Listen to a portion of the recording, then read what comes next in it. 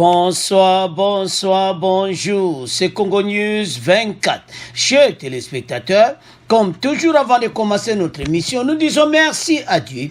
Nous disons merci à nos chers abonnés et téléspectateurs qui nous suivent partout dans le monde entier et en RDC. Chers téléspectateurs, chers internautes, bande konangai, émission ya lelo, ba point ezali somo. Pourquoi toujours baboui? Parce que eyindi na candidature unique. FCC batomboki. Partout bande konangai. Alors, beaucoup yoka ba réaction comme d'habitude. Peuple a lobby que état de droit ou Etienne Tshisekedi atika ki na cadre anniversaire na bande konangai. Beaucoup yoka ba réaction. À la une, chers téléspectateurs. 4 ans, fatigant hommage à Etienne Tshisekedi. Réaction du peuple congolais sur l'état de droit.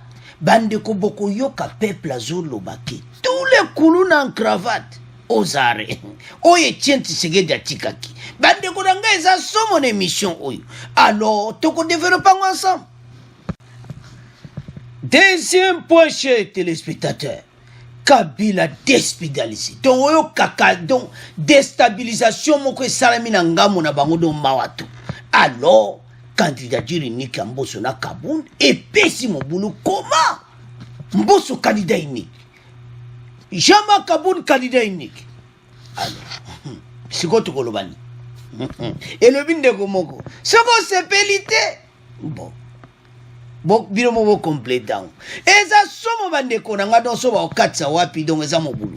Et yindi suivez réaction de FCC live.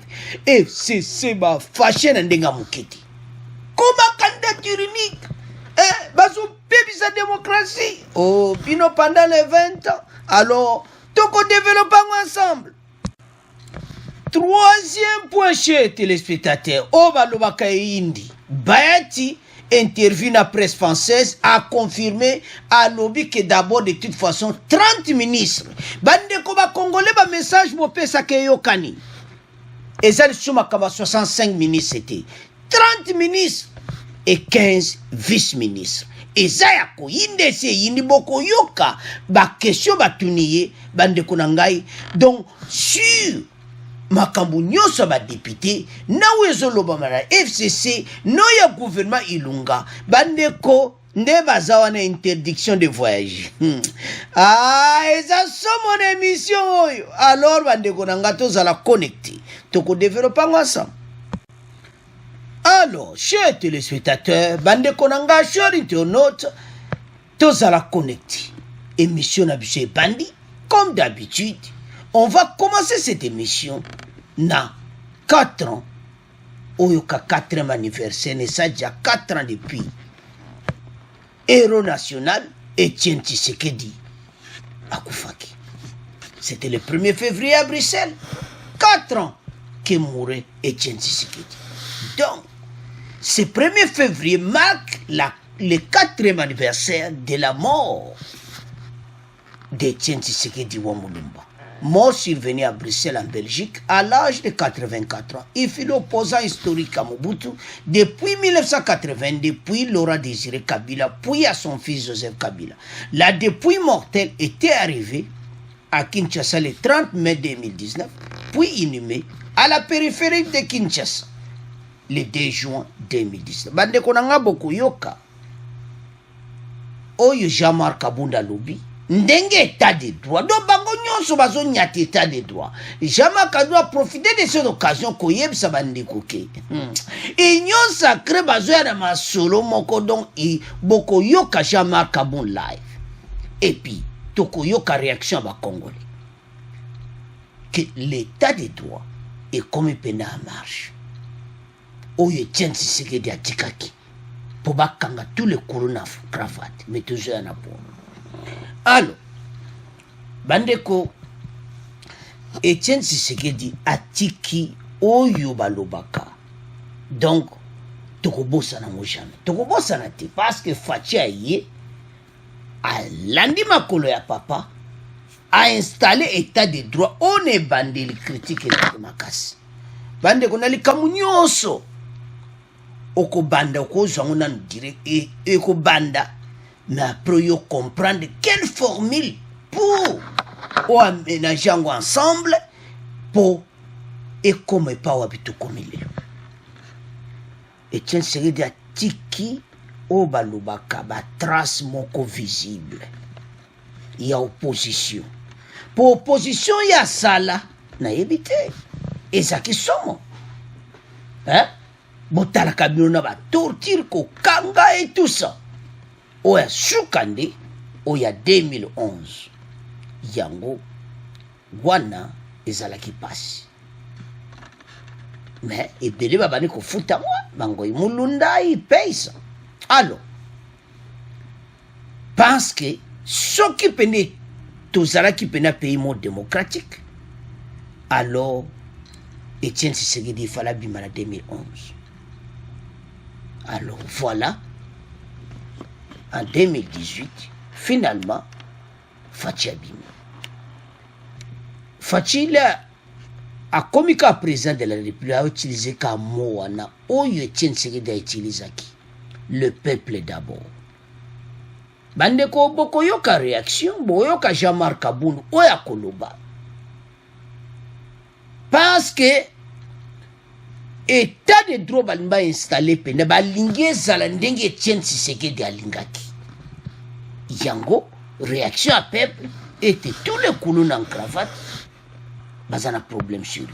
Mais to banda nanu na Jean-Marc Kabund bongo to continuer mission na biso tokoyoka ngo ekozala kaka quelques minutes po tokati ezalaki mulai lokola eza émission.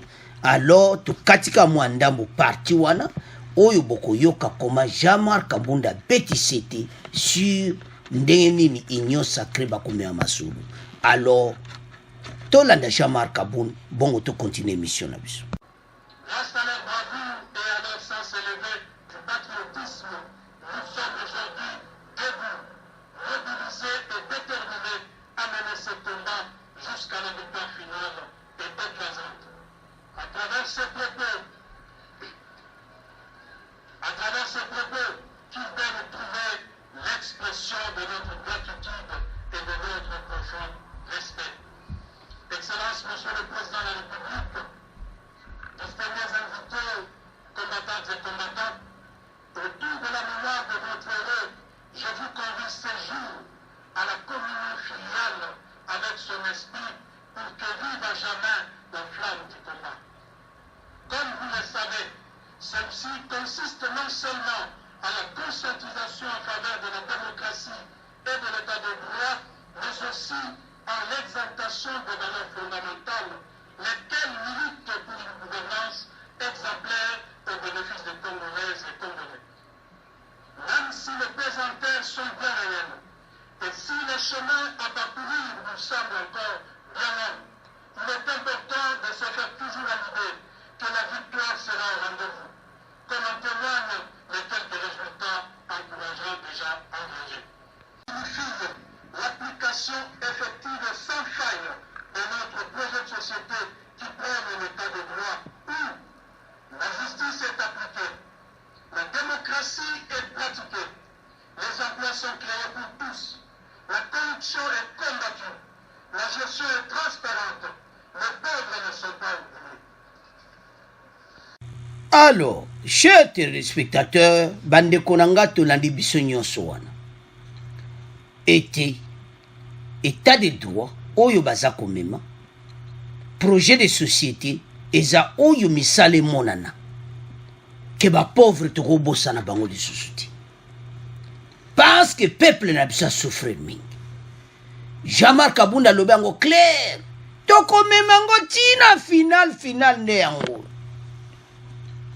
Donc 2021 kaka nde bandeko balobaka soko boyi na yo bokatisa wana mweto bakse ya te me bandeko bayebi point tozoloba bo parce que komi temps oyo masolo ebetama mpona peuple a souffrir. Botala kaka anniversaire ya Etienne Tshisekedi bazo rappeler ba Congolais le peuple d'abord oyo Etienne Tshisekedi atika bande ko tango boyoka ba congolais boyoka bolo apena me batuyo bazana colère mabe contre le gouvernement oeki balexi biso balé il fallait Fachi appliquer makambo Etienne Tshisekedi atika bandaka état de droit bandi ko salama tozo mona basi ngamu na lobiti ba congolais mutu ba lobi bande ko tango boyoka ba congolais boloba peuple danser parce que balembi batuyu soko moni peuple comme loba polele biso batuto lobiti que il faut tous les coulous en cravate bato ne faut pas se retrouver wapi na prison ngam na lobiti donc état de droit ko balaye bato wana tout avec des limousines ba karaminene alors awa peuple moto alobi bokoyoka bango balobi ke makambo wana ekozala te avec Fachi na 2021 il faut to appliquer makambo Etienne Tshisekedi atika parce que Etienne Tshisekedi atikela biso makambo pamba wana ti Etienne Tshisekedi atikela biso et to appliquer état de droit le peuple d'abord c'est-à-dire peuple à s'en sortir ndete ki Jean-Marc Kabunda utoloba que projet de société zo les emplois monana ba misale monana pauvre babosana bangoti donc ba projet oyo pona intérêt ya peuple alors bande konangai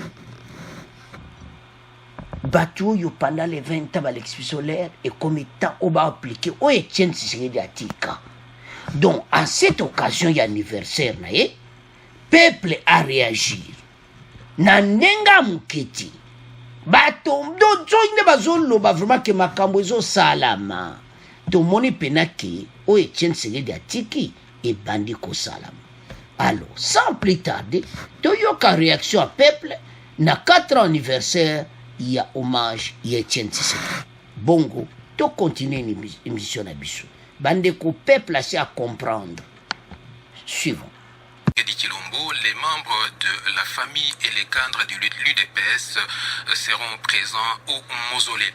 Que pensent les habitants de Kinshasa? On les écoute dans ces propos recueillis par Billy Van Lutumba.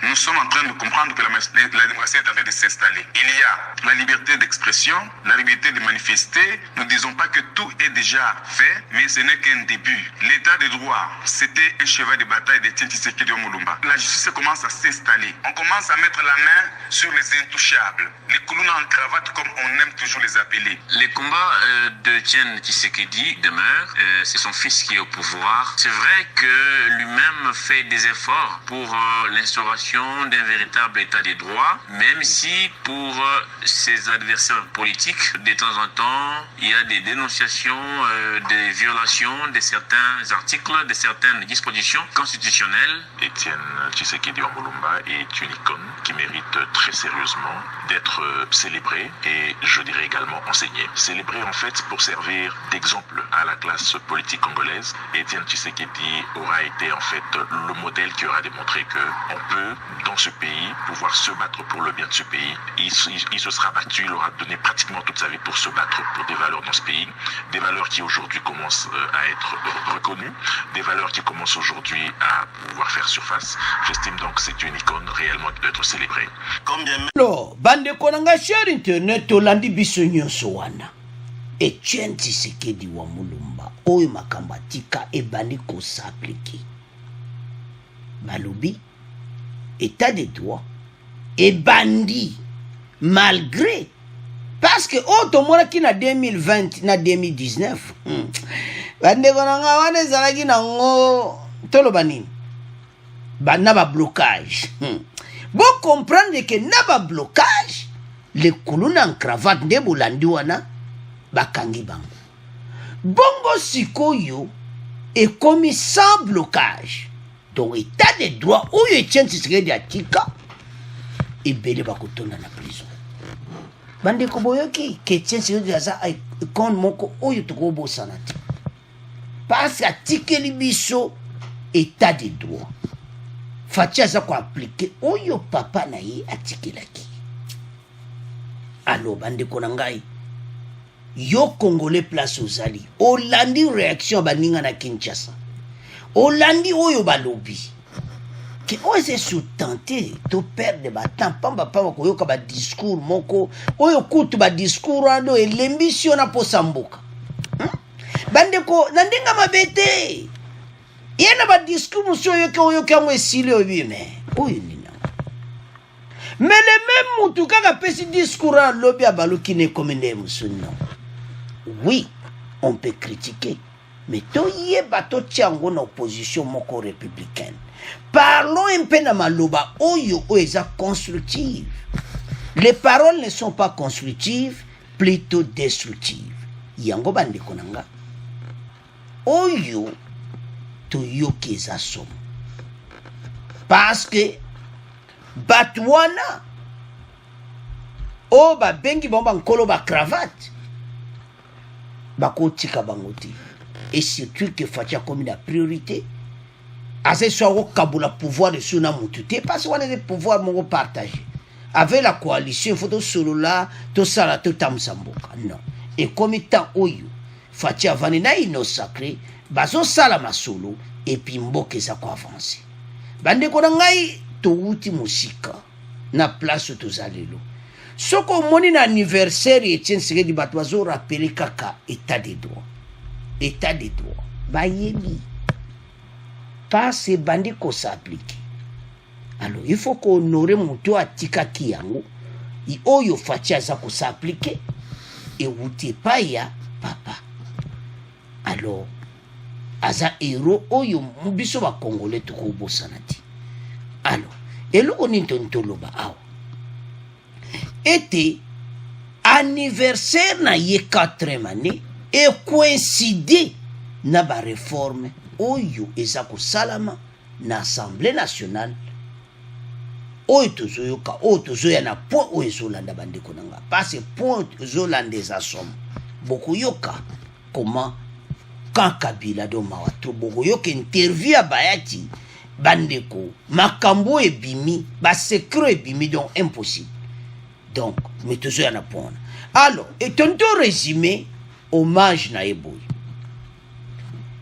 Etienne Tshisekedi abundi mingi aza moka opposant le plus connu na RDC abundi na na Mobutu Kabila le père et Joseph Kabila abundi na bango nyonso pour la démocratie lelo tozanango et comme étant biso nyonso lisanga derrière notre président de la République pour to avancer mboka na biso bandeko totika kolanda oyo wana et comme étant bolandi bandeko Kinshasa balo batie kutumai na monoko te na 4 ans anniversaire oyo balobi alors totiki premier point na bino tokomoke na deuxième point. Alors chers téléspectateurs, chers internautes, tokomi na deuxième point na biso Kabila déstabilisé, candidature unique Mbosso et Kabundu. Donc sur candidature unique oye pesami bandeko soki boyoki toko division wandi toko loba sur candidature unique wana ndeni déstabilisé quand il y a Kabila et puis deuxième point toko loba réaction na bango FCC sur candidature wana bandeko eza somo le bokoyoka. Alors commençons d'abord avec Tshisekedi et les transfuges du FCC, le deal win-win pour déstabiliser Kabila. Bandeko eza somme. Soko tali makamu nyonso leki semaine oyo. Ozo comprendre que ba député tout bayaki nde basa mulongo wana. Ler bayaki baki na buru moko. Ba to yoki Fachi. To monike comme tant de tongambo. Casquette au FCC à l'exhibition ba djamba bois qui a mon kuna. Ba latisiko casquette à peuple. Même pas à 100%, mais ne bazawana bango tout baza déterminé à un seul but. Parce que Fachi a le même mot clair. Que ce qui mboka na biso échanger ndenge toyoka ki pays pena peuple comme ko lia kitoko. Thomson et comme nango mutu nyonso akoko soma miliki loko pamba mboka pene échanger dollar ekiti mboka pene comme économie kitoko biso nyonso atotiki histoire wana maloba FC bango totika histoire ya mboka. Alors na article oyo tonto débattre ezaki deal win-win Kabila déstabilisé. Est-ce que ezalaki préparé pour déstabiliser Kabila? Parce que ça a déstabilisé complètement. Est-ce que ezalaki préparé pour nous déstabiliser? Non. Ezalaki pour déstabiliser, ezalaki pour to appliquer au peuple alingi mais bango balingi.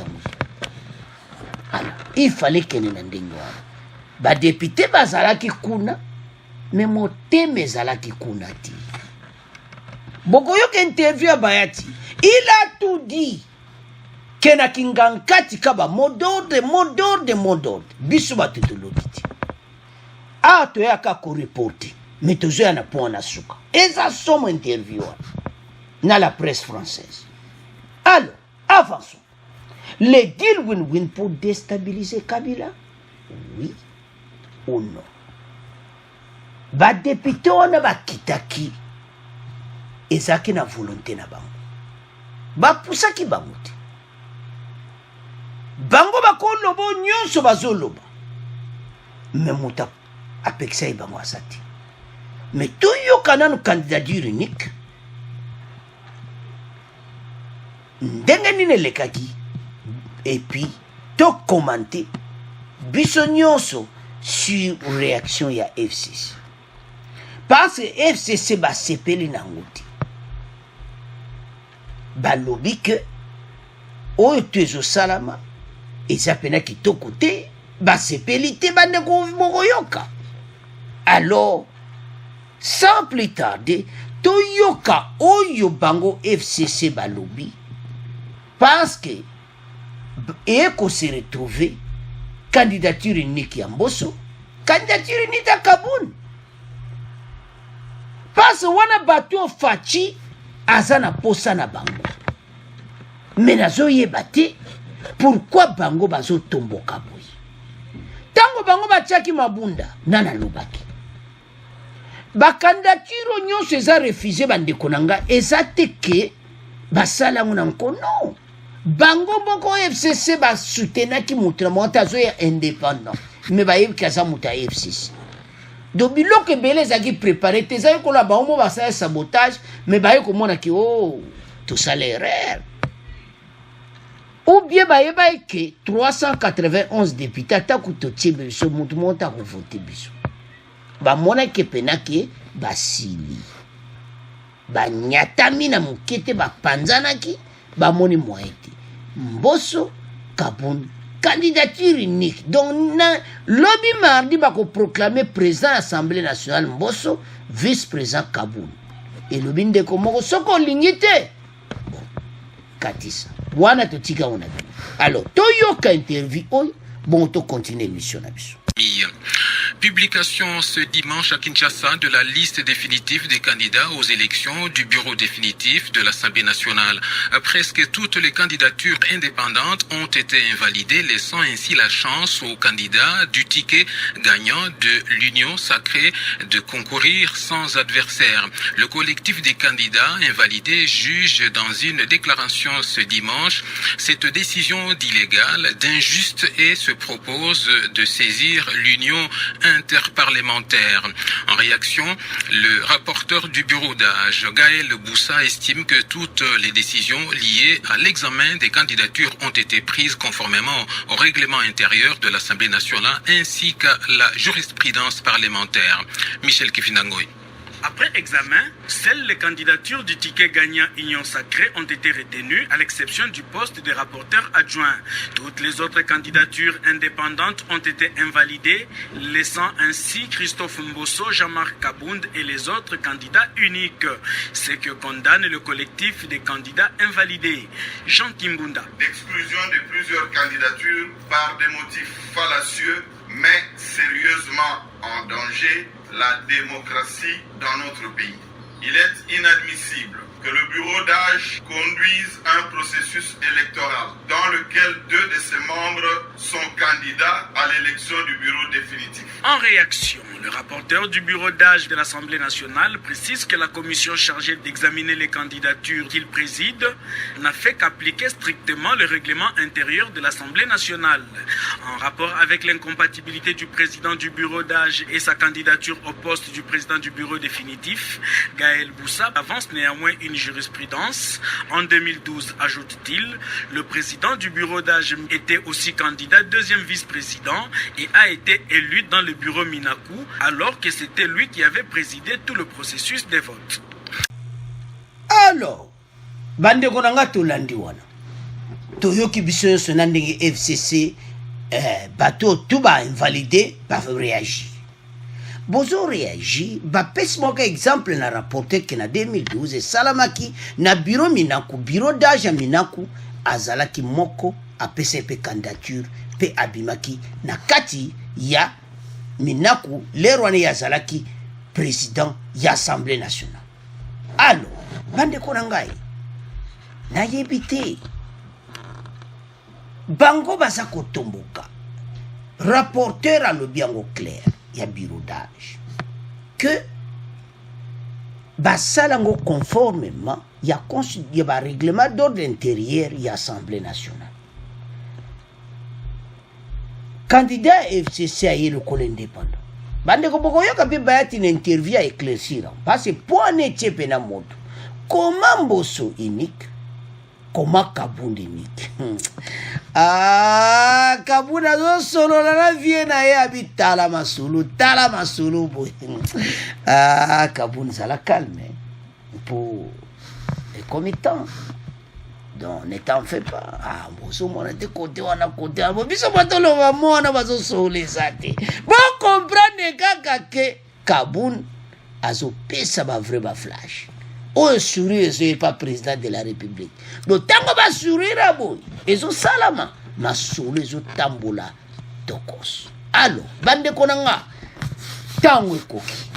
Tolandi biso nyonso wana. Nena, bango bazo répéter souni.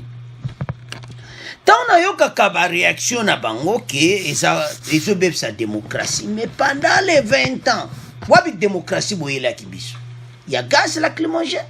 Ya kubengana kabiso. Liberté d'expression zate tout au landa na premier point que liberté d'expression za ko s'installer na RDC mutu nyonso za droit à parole. Alors FCC mayele esili bango nde bazawana bazoyebate parce que rapporteur wana expliqué bien ba candidature mo zaki invalidé. C'est parce que dans la norme sur l'Assemblée nationale, le règlement d'ordre intérieur n'a pas été respecté. Comment va-t-il recevoir candidature à un membre à FCC mais le col indépendant? D'une part, il y a des gens qui ont gagné na bisoté bon. Abo yo keneka indépendant. Teno bundana mboso kuna mais bisoté au mona ke batenyo sacré ba ko voter gagai.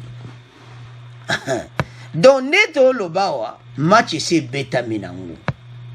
Donc, bango, baza dja bato yo, bazo préparé bango, do baz donc, makamunyo se zovanda.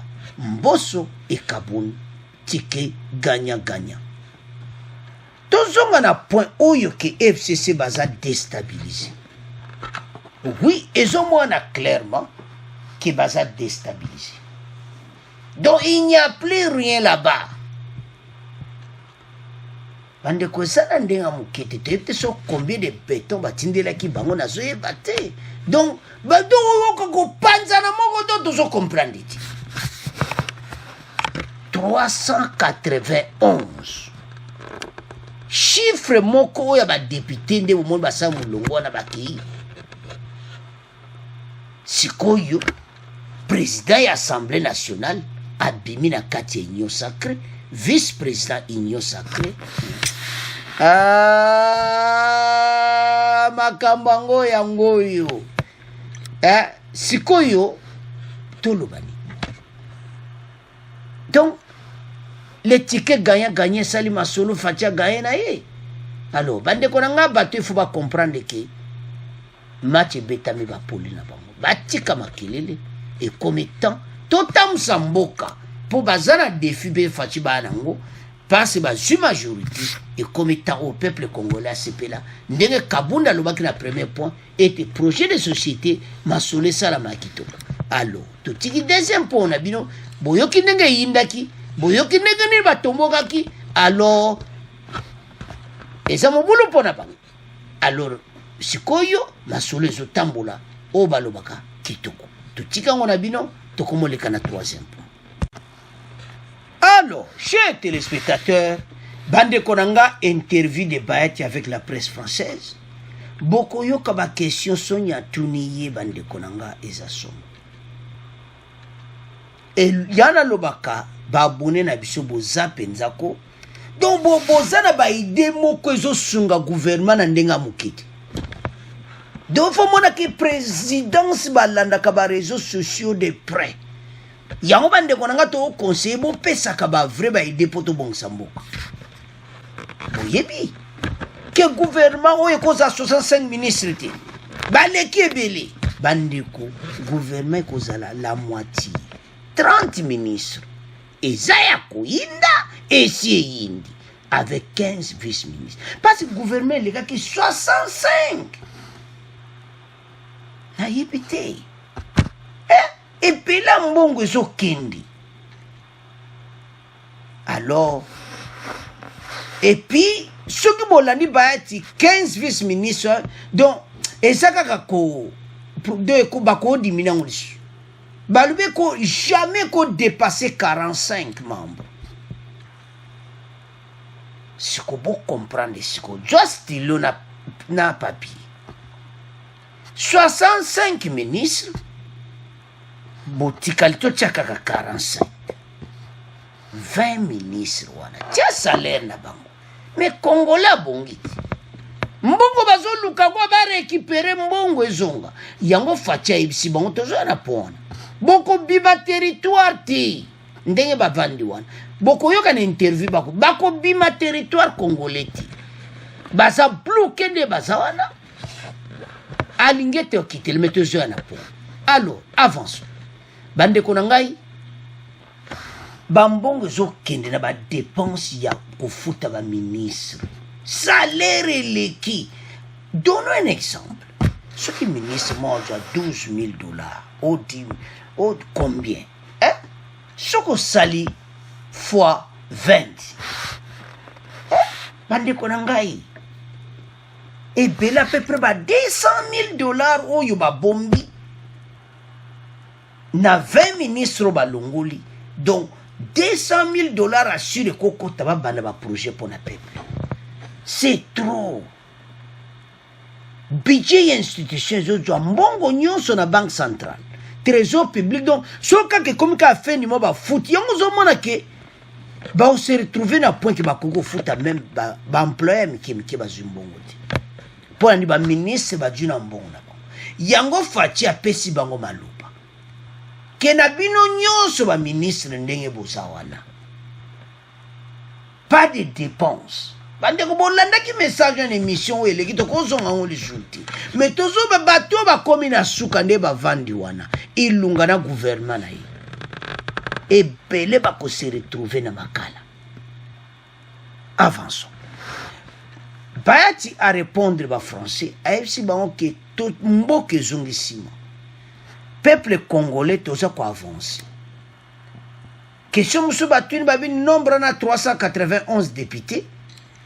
Bazolo FCC balobi ki eza fabriqué bango ba député musu bazé pana bon Bayati alumi bayela biso papier balax umoni FCC ne bambria ka manipulation ya peuple do tili le pe bazondi ma monter 311 députés et ba to onde ni alo bande komboke soke na direction kitu mikolo oyo tozo senga tous les opposants opposition républicaine. Au sein de l'opposition républicaine, Keba. Tolingo opposition mon constructive. Ya mutema mabete, ya kulwa mabete, passe ya osuka, et comme yon ngai boye, nga karo pine toboki et tout ça non tolingi opposition républicaine yango bayati azo mboko tozotonga ezala mboka oyo peuple congolais s'en sorti. Alors sans plus tarder toyoka interview à Bayati avec la presse française oyo bokoyoka ba secret moko et puis malobe bele tolobaka na ba message na biso Bayati alobiam. Alors tolanda yango bon to continuer mission na biso. Modeste Batilou-Kwebo, bonjour. Bonjour Sonia. Est-ce que 391 députés pour une nouvelle majorité, ça ne fait pas un peu trop? Non, mais c'est la réalité. Nous avons pris les précautions pour que chaque député, en s'engageant et en adhérant à l'Union sacrée de la nation, qu'il signe une fiche individuelle. Et donc, c'est au vu, au dépouillement de ces fiches que nous arrivons à ce nombre de 391. Pourtant, au sein du FCC, des personnalités comme Félix Kabange-Numbi disent que, par exemple, vous avez mis tous les noms de son regroupement, alors que plusieurs des députés, ou la moitié des députés, est encore avec lui. Je crois que c'est à lui d'apporter la justification contraire. Mais moi, je reçois ceux qui engagent le regroupement et ils me transmettent la liste ainsi que les fiches. C'est vrai que dans certains regroupements comme le sien à AB, il peut y avoir 4-5 personnes qui n'ont pas accepté de venir à l'Union sacrée de la nation. Mais justement, le principe même des fiches individuelles, pourquoi on en est venu à ce système-là? Pourquoi on n'a pas gardé les regroupements, les partis politiques comme ça se faisait auparavant, puisque certains reprochent à ce système d'être source d'un débauchage facile? Non, il y a deux modèles de fiches. Comme vous voyez, nous avons une fiche d'adhésion pour le parti et le regroupement. Cette fiche-là, elle est signée par le responsable qui est mandaté quant à ce. Comme ça, il n'y a pas de débauchage. Et la fiche individuelle de consentement de chaque député. Il y a d'un côté ceux qui viennent dans le cadre de leur regroupement, mais à cela s'ajoutent quelques individualités. Donc les individualités qui viennent, nous ne pouvons pas les refuser, elles signent des fiches. Il y a quand même des divisions, on les voit. On le voit au sein du FCC, on le voit au sein de la MOUCA, on le voit à différents niveaux, différents groupements politiques. Il faut aussi noter que ce que nous sommes en train de vivre, c'est un ras-le-bol en fait. C'est une révolution pacifique, une révolution démocratique. Les gens veulent que les choses changent tout simplement. Justement, vous faisiez partie de l'ancienne majorité. Comment vous expliquez que le FCC ait perdu le contrôle sur autant de députés? C'est justement le fait qu'on ne voulait pas écouter les gens. Les gens, à un moment donné, ils en avaient marre et ils ont dit non, nous ne pouvons pas continuer avec ce système. Nous avons choisi d'évoluer ensemble. Il y a une charte qui nous régit, mais on ne la respecte pas. Lorsqu'il s'agit du poids politique, on ne la respecte pas. Même du critère de solidarité, on ne le respecte pas. Lorsqu'il s'agit de consulter les gens avant de prendre une décision, on ne le fait pas. Il fallait s'attendre à ce qu'un jour ça barde. Et voilà, ce jour-là est arrivé. La FDCA avait déjà donner de la voix pour dire que ce n'était pas normal qu'on ne puisse pas nous écouter. Bon, on nous a imposé une ligne de conduite. Pendant des années, on a accepté.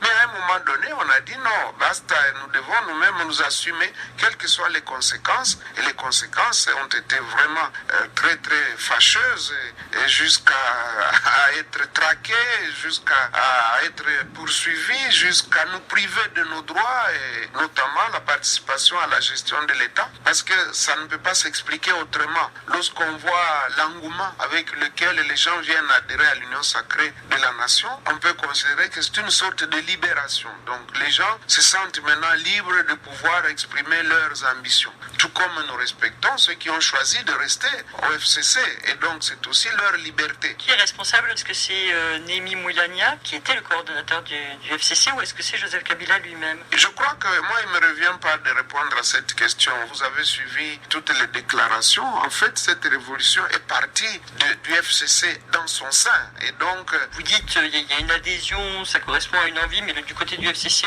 on dit notamment que c'est aussi le fait de la corruption. Qu'est-ce que vous répondez à ce type d'accusation? Ça, ce sont des prétextes. Qui peut apporter la moindre preuve qu'un député a reçu $1 pour pouvoir voter pour la motion? Pourtant, c'était un vote très très significatif, un vote de 367 pour la motion, sur 377 participants et dans une assemblée de 500, vous comprenez que c'est vraiment un carton rouge.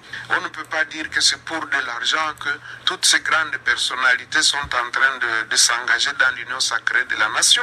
Si ce n'est pas dans un intérêt d'argent ou de poste que cette union sacrée s'est formée, à votre avis, au vu du nombre de regroupements et au vu des équilibres politiques, il faudrait combien de ministres dans ce futur gouvernement d'union sacrée? Bon, si ça ne dépendait que de moi, je crois que le chef de l'État l'a dit lorsqu'il a reçu les chefs des regroupements, il voudrait qu'on réduise sensiblement la taille du gouvernement. Donc on ne peut plus s'attendre à ce qu'on ait un gouvernement de 65 membres comme c'est le cas aujourd'hui. Et même quand on forme un gouvernement éléphantesque, cela n'exclut pas qu'il y ait toujours des mécontentements. Et donc à un certain moment, ce qui est important, c'est que chaque province soit représentée et qu'on tienne compte du genre, les personnes vivant avec handicap, que la jeunesse soit représentée et que tous se mettent au service du peuple. Je crois que c'est ce qui compte. Donc une trentaine de ministres.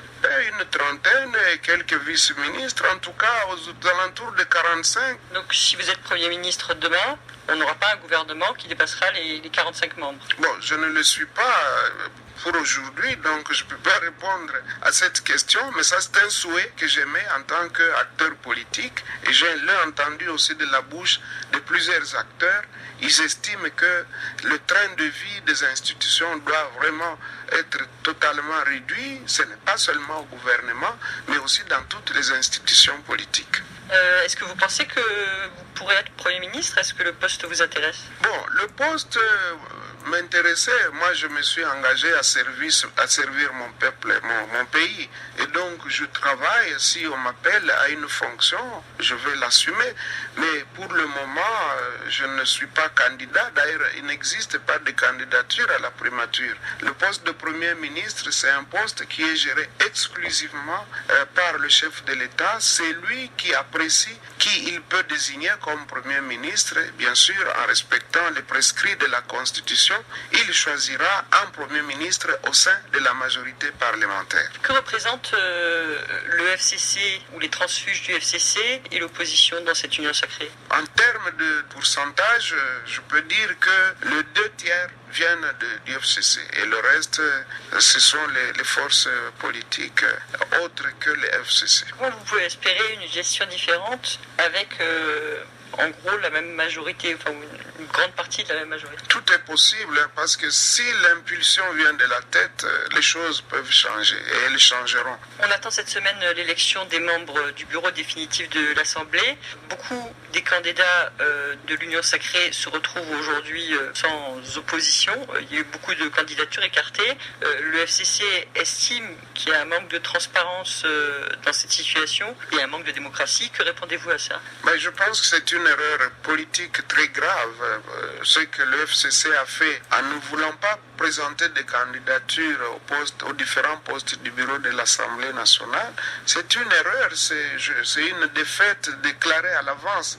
Nous aurions bien voulu qu'il y ait effectivement des compétiteurs, qu'il y ait des challengers, mais lorsque vous demandez à vos députés de se présenter en indépendant, tout en sachant qu'un indépendant qui n'a pas l'investiture de son parti politique ne peut pas être admis comme candidat, c'est une façon tout simplement de refuser de participer à l'exercice démocratique. Le FCC dit encore que la raison pour laquelle ils n'ont pas présenté de candidats, c'est parce qu'ils estiment que l'élection a été faussée depuis le début, puisque 2 des membres du bureau d'âge, du bureau provisoire, qui organisent cette élection, sont candidats dans la même élection et qu'il n'y a pas eu dans le chronogramme de temps prévu pour d'éventuels recours, que tout cela ne leur inspirait pas confiance. Non, je pense qu'ils sont allés vite en besogne. Dès que les candidatures seront confirmées, ceux des membres du bureau qui seront retenus, ils vont se déporter. Ça c'est clair. Personne, même à l'Union sacrée de la nation, n'acceptera que les mêmes personnes qui sont candidates puissent conduire le processus. Modeste Batilou-Pouebo, merci. C'est moi qui vous remercie. Alors, cher internaute bandeko nanga tolandi biso nyonso wana. Yango soki nazotala ba ministre Yilunga ndenge bavandi wana 65. Donc ezali lokola likablu. donc babongisi babi tozala biso mutu nyonso azwa part na ye comme ça mbongo nyonso boutiliser na banque mbongo ya te peuple a continuer kosouffrir bato bazaki mitema mabe parce que pays lokola tokoza 65 ministres et c'est le reporter. Donnons un exemple. Affaires étrangères avec la coopération internationale, ministre Moko, ministre des Affaires étrangères et la coopération internationale. D'autres sanctions, hein? Affaires foncières et habitat et tout l'autre sanctions.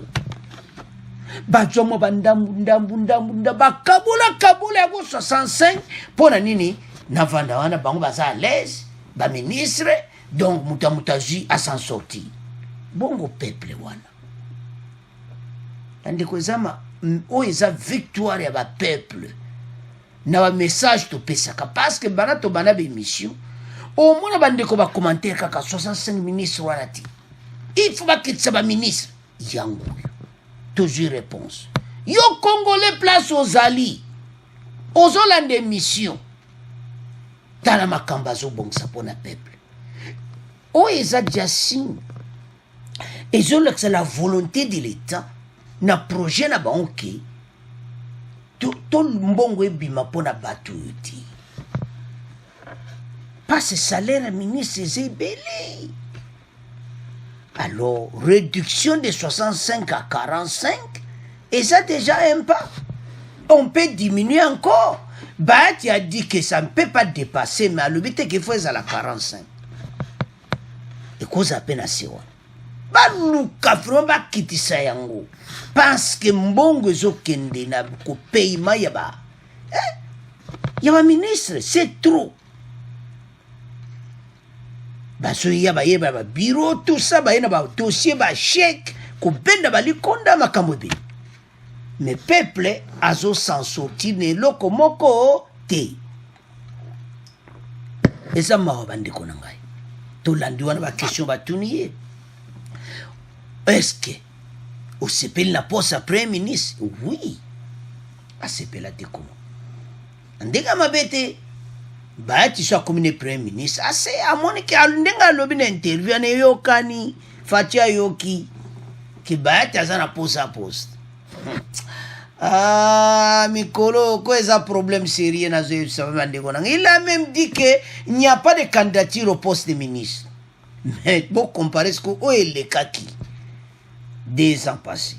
Kabila a proposé et tout ça. Comme une candidature. Mais Fati a nommé au sein de l'Union sacrée ministre, premier ministre, ou a couillé son nombre de ministres Mouki. Alors, pourquoi Bandeko tenu ba question d'émission et l'équipe, pourquoi ba pekisi ba ministre babima? Et la question moko clé Bandeko nanga ko répondre. Ba pekisi bango parce que ba yebi bango.